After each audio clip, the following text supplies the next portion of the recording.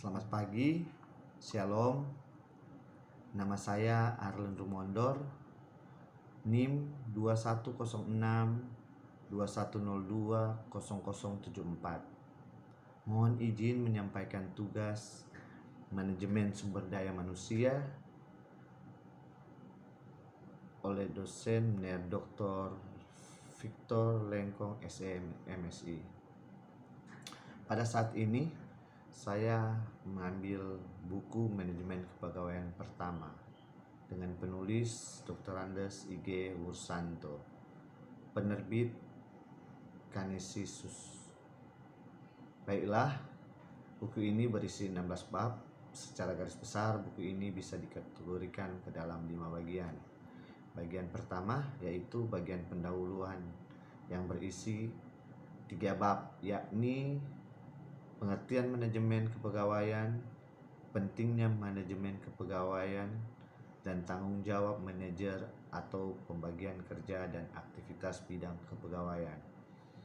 Pada bagian yang pertama ini menjelaskan latar belakang dan pentingnya manajemen kepegawaian, di mana penulis mengangkat bahwa faktor manusiawi serta harga diri, pikiran, perasaan, dan berbagai tuntutan atau kebutuhan menjadi alasan pentingnya manusia sebagai faktor produksi untuk diatur dengan lebih spesifik.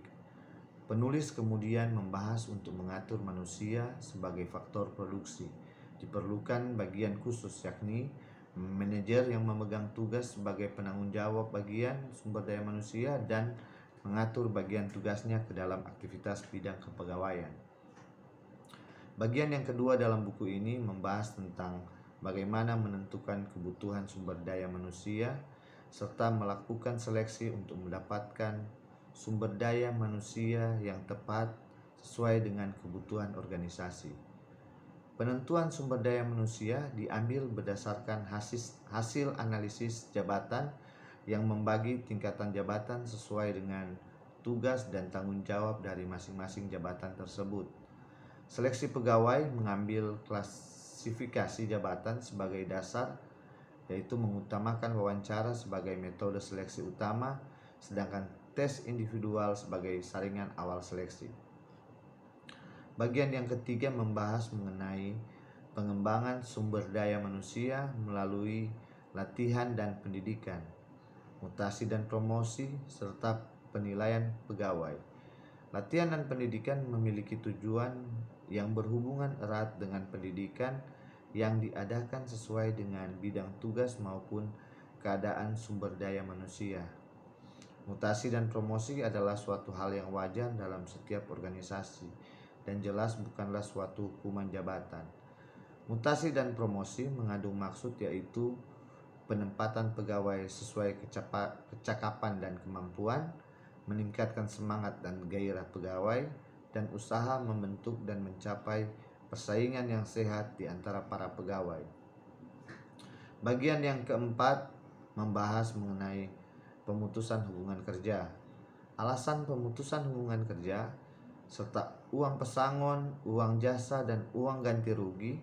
Penulis menjelaskan pemutusan hubungan kerja adalah pemutusan hubungan yang timbul karena perjanjian kerja, yang kemudian diuraikan 10 hal, yaitu pegawai tidak cakap dalam masa percobaan, pegawai sakit, pegawai berusia lanjut, pegawai dihukum, melanggar tata tertib, pengurangan pegawai, alasan-alasan mendesak, putus demi hukum, meninggal dunia, dan pemutusan karena keinginan pegawai. Dalam buku ini juga menjelaskan mengenai uang pesangon, uang jasa, uang ganti rugi, diatur mengenai peraturan perundang-undangan yang berlaku serta aturan ikatan profesi yang ada. Bagian yang kelima atau yang terakhir membahas mengenai motivasi. Motivasi pada dasarnya merupakan dorongan yang memberikan semangat kerja pada para pegawai untuk berperilaku tertentu dalam usaha mencapai tujuan organisasi yang telah ditetapkan secara efisien dan ekonomis.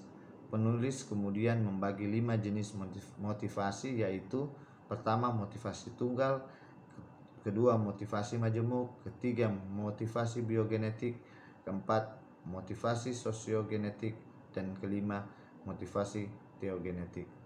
Demikian penjelasan singkat tentang ringkasan manajemen kepegawaian 1 oleh Dr. Andes IG Pursanto. Terima kasih untuk kesempatan. Tuhan Yesus memberkati.